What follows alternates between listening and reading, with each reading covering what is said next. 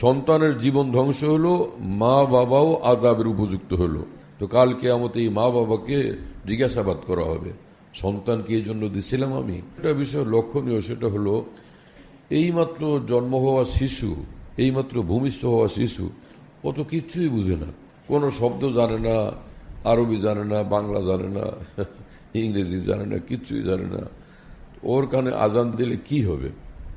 30 November 2018 জুমার পূর্বে অত্যন্ত গুরুত্বপূর্ণ বয়ান, যা প্রত্যেকেরই বারবার শোনার মতো।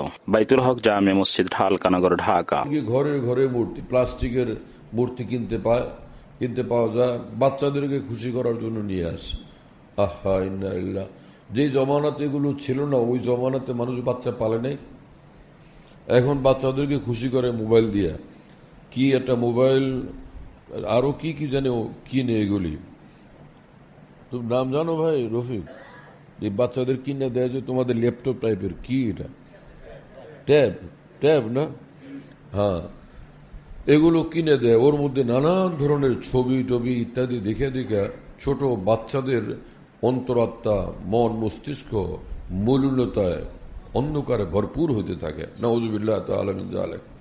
এই বিষয়টা কতটা দূষণীয় এবং কতটা ক্ষতিকর, যে রাসূলুল্লাহ সাল্লাল্লাহু আলাইহি ওয়াসাল্লাম আমাদেরকে পরিষ্কার ভাষায় বলে গেছেন, কুল্লু মাউলুদিন ইউলাদু আলাল ফিতরা। প্রতিটি সন্তান যখন জন্ম নেয়, অমলিন নূরওয়ালা অন্তর নিয়ে পৃথিবীতে জন্ম নেয়। আলাল ফিতরা, নূরওয়ালা অমলিন অন্তর নিয়ে সে জন্ম নেয়। ফাআবাওয়াহু ইউহাওয়িদানিহি আও ইউনাসসিরানিহি। তার মা বাবা এই যদি অরিজিনাল অবস্থা থাকলো তো ঠিক আছে, হ্যাঁ, কিন্তু অনেকে এরকম করে যে মা বাবা এরকম, এমনভাবে তাকে শিক্ষা দেয়, দীক্ষা দেয়, বুঝায়, পালে, যে শেষে ওই ছেলে ইহুদি হয়ে যায়, না হয় খ্রিস্টান হয়ে যায়, না হয় মুসলমান থাকলেও জিন্দগির বিশাল অংশ ইহুদিদের মতো, খ্রিস্টানদের মতো। তো কাল কিয়ামতে এই মা বাবাকে জিজ্ঞাসাবাদ করা হবে, সন্তানকে এই জন্য দিছিলাম আমি, তাকে তুমি ইহুদি বানাবে, তাকে তুমি খ্রিস্টান বানাবে, অগ্নি পূজক, মূর্তি পূজক বানাবে, না আমার নাফরমান বানাবে। নাউযুবিল্লাহ তাআলা মিন যালিক। কত বড় বিপদ হবে সেদিন। সন্তানের জীবন ধ্বংস হলো, মা বাবাও আযাবের উপযুক্ত হলো। এই কাজটা কি আমাদের করা উচিত ভাইরা? আল্লাহ আমাদের বুঝ দান করেন। হ্যাঁ, যে রাসূলুল্লাহ সাল্লাল্লাহু আলাইহি ওয়াসাল্লাম শিক্ষা দিয়ে গেছেন যে যখন সন্তান জন্ম হবে, ডান কানে আজান, বাম কানে একামত। ডান কানে মানে কানের ছিদ্রের মধ্যে মুখ রেখে আজান দিতে হবে, একামত দিতে হবে, সেটা না। কানের পাশে, ডান কানের পাশে আজান দিবে। আজান যেভাবে আমরা মসজিদে আজান দিই নামাজের, ওই রকম হুবহু আজানটা দিতে হয়, এটা সুন্নত। আর বাম কানের পাশে একামত। একামতের শব্দগুলো বলা, আজানের আওয়াজটা একটু জোরে হবে, একামতের আওয়াজটা একটু কম আওয়াজে হবে, না? আজান একামত হলো। এখানে একটা বিষয় লক্ষণীয়, সেটা হলো এইমাত্র জন্ম হওয়া শিশু, এইমাত্র ভূমিষ্ঠ হওয়া শিশু, ও তো কিচ্ছুই বুঝে না, কোনো শব্দ জানে না, আরবি জানে না, বাংলা জানে না, ইংরেজি জানে না, কিচ্ছুই জানে না। ওর কানে আজান দিলে কি হবে? এই সমগ্র ভারত উপমহাদেশের সবচেয়ে যিনি বড় আলেম ছিলেন, এবং উপমহাদেশের সমস্ত মুফতি, মুহাদ্দিস, আলেম এবং আরে বিল্লারা, ওলি আল্লাহরা, যার নিকট থেকে দিন শিখছেন, দিনের এলেম নিছেন, সেই মহান ব্যক্তির নাম ইমাম শাহ ওলিউল্লাহ মুহাদ্দিসে দেহলভী রহমতুল্লাহ আলী। তিনি এটার ব্যাখ্যা করে বলছেন যে যখন এই আজান দেওয়া হয়, তো আজানের মধ্যে কি আল্লাহু আকবার, আল্লাহু আকবার, আল্লাহ সবচেয়ে বড়, আল্লাহ সবচেয়ে বড়, আল্লাহর বড়ত্বের নূর তার অন্তরে পৌঁছে যায়। হ্যাঁ, আল্লাহ পাক, আল্লাহ মহান, আল্লাহ মহান, আল্লাহ পাকের মহত্বের নূর তার অন্তরে প্রবেশ করে। হ্যাঁ, আশহাদু আল্লা ইলাহা ইল্লাল্লাহ, আমি অন্তরের অন্তঃস্থল থেকে সাক্ষ্য দিচ্ছি যে এক আল্লাহ ব্যতীত আর কোনো মাবুদ নেই। তৌহিদের নূর এই আওয়াজে তার অন্তরে পৌঁছে যায়, এবং তৌহিদের বীজ তার মধ্যে লাগে, তৌহিদের বীজ, ইমানের বীজ, সহজ কথায় ইমানের বীজ তার অন্তরে গাঁথে। শুনতেছেন প্রিয় বন্ধুরা? আহা, তো এদিকে রাসূলুল্লাহ সাল্লাল্লাহু আলাইহি ওয়াসাল্লাম বলছেন, কুল্লু মাউলুদিন ইউলাদু আলাল ফিতরা, প্রত্যেকটি সন্তান জন্ম নেয় তো নির্মল নূরানি অন্তর নিয়ে, তাই না? আবার এখানে মা বাবার পক্ষ থেকে, অভিভাবকদের পক্ষ থেকে প্রথম থেকেই দায়িত্ব পালন করতে হয় কি, যে নূরানি অন্তর নিয়ে তো পাঠালাম, নূর, তৌহিদের নূর যাতে ভিতরে পয়দা হয়, মজবুত হয়, সে আমল এখনই শুরু করো। শৈশবকাল থেকে বাচ্চার অন্তর ইমানের আওয়াজ পৌঁছে যায়, ইমানের বীজ লাগে। তুমি মা বাবা, তুমি অভিভাবক, তোমার সেটা দায়িত্ব, সেটা করো তুমি। এই আজান ইকামতের মাধ্যমে শিক্ষা দেওয়া হয় যে হে পিতামাতা, হে অভিভাবক, তোমার দায়িত্ব এই সন্তানের পূর্ণ জীবন ইসলাম মোতাবেক গড়ে তোলা, আল্লাহর হুকুম মোতাবেক গড়ে তোলা, রাসূলুল্লাহ সাল্লাল্লাহু আলাইহি ওয়াসাল্লামের তরিকা মোতাবেক, শিক্ষা মোতাবেক, আদর্শ মোতাবেক গড়ে তোলা। এই আজানের বিষয়টা কোনো মামুলি বিষয় তো না।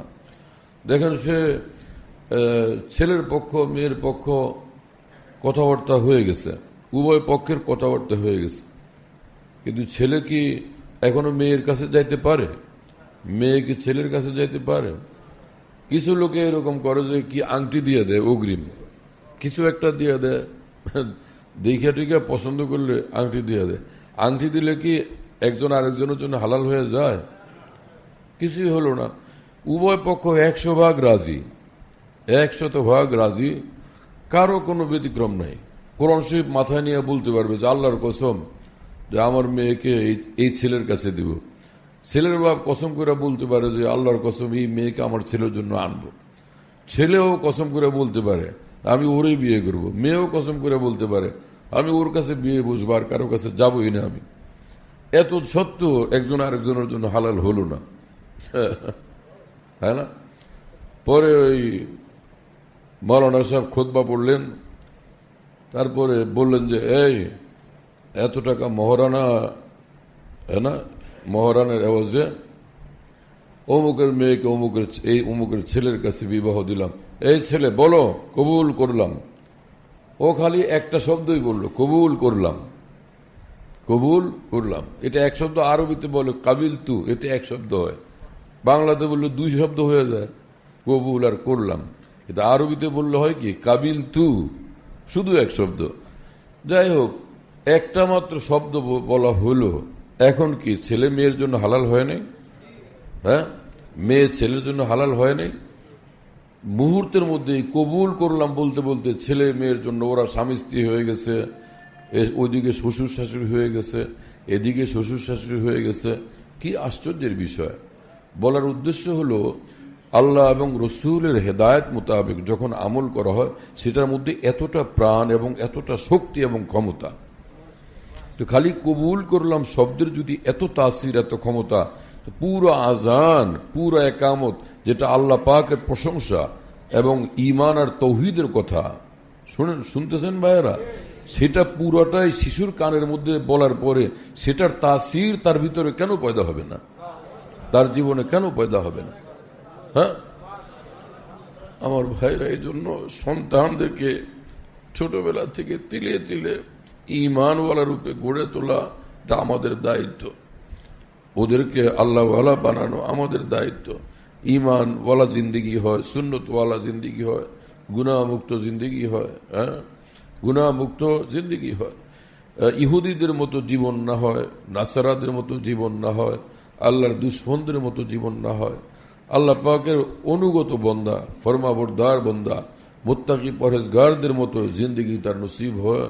সেটার সেইভাবে ছেলেটার ছেলে মেয়ের পিছনে মেহনত করা, ফিকির রাখা, তাদেরকে তরবিয়ত করা, এটা ঈমানি দায়িত্ব। কোরআনে পাকের ভাষায় আল্লাহ পাক বলছেন যে কু আনফুসাকুম ওয়া আহলিকুম নারা, তুমি তোমার নিজেকেও জাহান্নাম থেকে বাঁচাও, ঈমানি জিন্দিগি শিখো, দ্বীনি জিন্দিগি যাপন করো, আর তোমার ঘরওয়ালা, তোমার পরিবারের লোকজন, তো তাদেরকেও তুমি জাহান্নাম থেকে বাঁচাও, তাদেরকে ঈমানি জিন্দিগি শিক্ষা দেওয়ার মাধ্যমে। হ্যাঁ, তো আমরা লালন পালন করার অর্থ আমরা অনেকে এটা বুঝছি যে ওদেরকে ফিডারের ব্যবস্থা করে দেওয়া, ভাত তরকারি, হ্যাঁ না, ছোটবেলা থেকে হয় দুধ খাওয়ানো, বুকের দুধ পাইলে ভালো, না হলে ফিডারের ব্যবস্থা করো, না হলে ছাগলের দুধ, গরুর দুধ, বয়সের পার্থক্যে এগুলোর ইন্তজাম করো, পাউডার দুধ কিনে দাও, এটা সেটা পোশাক আদি ওদের জন্য নিয়ে আসো। এটা তো ওদেরকে লালন পালনের একটা ক্ষুদ্র বিষয়, কিন্তু আল্লাহর কসম এর লালন পালনের বড় বিষয় হলো ওদেরকে ইমানি জিন্দেগি শিখানো, ইমানের পথে টানা, আল্লাহর মহব্বতের পথে টানা, রসুল্লাহ সাল্লাল্লাহু আলাইহি ওয়াসাল্লামের মহান সুন্দর জীবন আদর্শের পথে ওদেরকে টানা, কদম কদম তিলে তিলে ধীরে ধীরে সেদিকে আগায় নেওয়া। আজকে একটা শিখবে, কালকে একটা শিখবে, এভাবে করতে করতে বড় হবে ইনশাআল্লাহ তাআলা। বড় ইবাদতওয়ালা হবে, বড় বন্দিগিওয়ালা হবে। এই মা বাপ কবরে চলে গেলেন, এই বাচ্চাকে পুরা দিন শিখানো, দিনই জিন্দিগির উপর উঠাই দেওয়ার কারণে মা বাপ পরকালে মস্ত বড় পুরস্কার পাবে আল্লাহ পাকের নিকট থেকে। আল্লাহ পাক সেই বুঝ, সেই তৌফিক আমাদের সকলকে দান করেন। ওয়া আখিরু দাওয়ানা আলহামদুলিল্লাহি রাব্বিল আলামিন। সাল্লাল্লাহু আলা নবিয়িল কারীম।